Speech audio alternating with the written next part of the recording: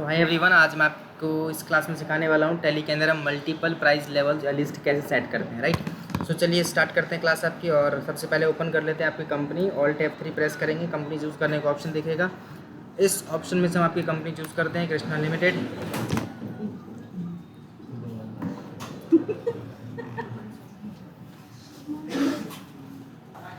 तो इसमें पहला स्टेप आता है आपके पास GOT से। आप सबसे पहले देखो क्या करोगे, सबसे पहले आप इसमें ऑन करेंगे F11 से मल्टीपल प्राइस लेवल का फीचर है तो उसको आप यस करेंगे। GOT से F11 कंपनी सेलेक्ट करेंगे। F11 दबाने के बाद यहाँ पे आप चेक करोगे इनेबल मल्टीपल प्राइस लेवल्स। देखो ये जो ऑप्शन दिख रहा है इनेबल मल्टीपल प्राइस लेवल्स, इसको आप यस करेंगे। मेरे में ये ऑलरेडी यस है, अपने में आप यस कर लीजिएगा, राइट। कंट्रोल सेव करवाएंगे और आता है स्टेप 2 में क्या आता है GOT।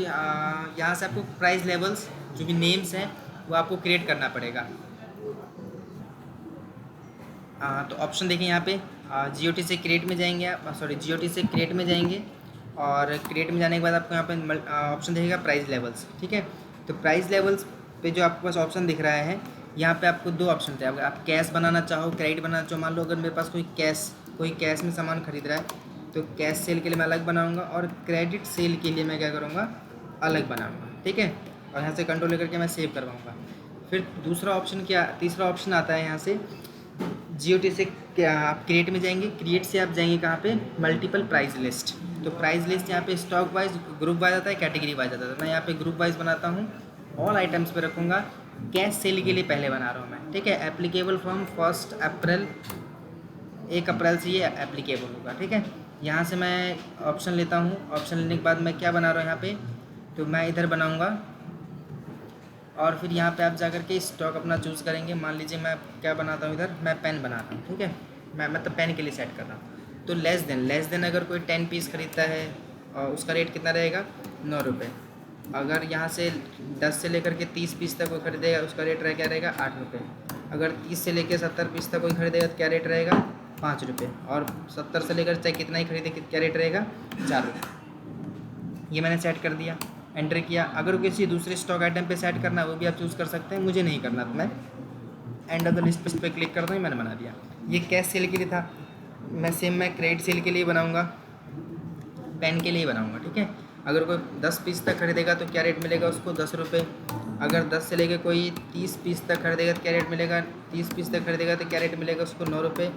30 से लेके कोई अगर 60 पीस तक खरीदता है क्या रेट मिलेगा उसको, 7 रुपये। और 60 से लेकर कोई 90 पीस तक खरीदता है तो क्या रेट मिलेगा उसको, 6 रुपये। और 90 से लेकर आगे चाहे कुछ भी खरीदे उसको मिलेगा 5 रुपये, ठीक है। एंड ऑफ द लिस्ट करेंगे, या मैं समझ में यहाँ तक हो गया। और कुछ नहीं करना है, यहाँ के आप सेव करवा के स्केप दबा करके आप पीछे आ जाओ। GOT से वाउचर से आप F8 में जा करके सेल करके देखो। सेल करेंगे, मान लो मैं कैश में सेल करता हूँ, कंट्रोल A दबाया, कंट्रोल A किया। यहाँ से आपको ऑप्शन दिखेगा, कौन सा ऑप्शन, यहाँ पे आप सेल में जाओगे, आपने यहाँ से सेल लिया। सेल करने के बाद यहाँ पे आपको ऑप्शन दिखता है प्राइस लेवल का। तो प्राइस लेवल पे आप यहाँ पे कैश सेल सेलेक्ट कर लिया हमने। मान लो कैश पे सेल करके देखते हैं, कैश सेल सेलेक्ट किया। यहाँ पे सेल में गए, यहाँ से पेन पे हमने सेट किया था, पेन लिया हमने। मान लो मैं 1000 पीस बेच रहा हूँ, 100 पीस बेच रहा हूँ, ठीक है। तो देखो अपने आप 4 रुपये ले लिया इसने, है ना। अगर मैं यहाँ पे 1000 पीस करूँगा तो 1000 पीस करूँगा तो भी 4 रुपये। अगर मैं यहाँ पे 10 पीस किया तो 8 रुपये। अगर मैं 9 पीस किया तो 9 रुपये। तो रेट अपने आप चेंज हो रहा है, कैसे, किसके अकॉर्डिंग, प्राइस के अकॉर्डिंग।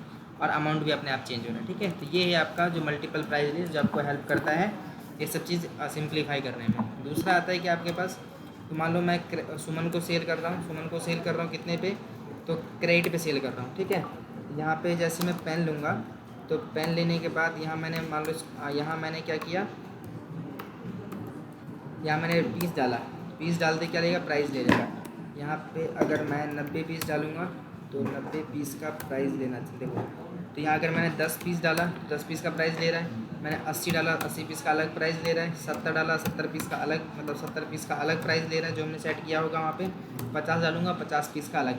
तो जो भी हमने प्राइस लेवल वहाँ पे सेट कर रखा है ये अपने आप यहाँ पर आ जाएगा, ठीक है। यही है आपका क्या, मल्टीपल प्राइस लेवल्स। इसे एक बार आप करके देखिएगा, कोई डाउट आए तो बता दीजिए।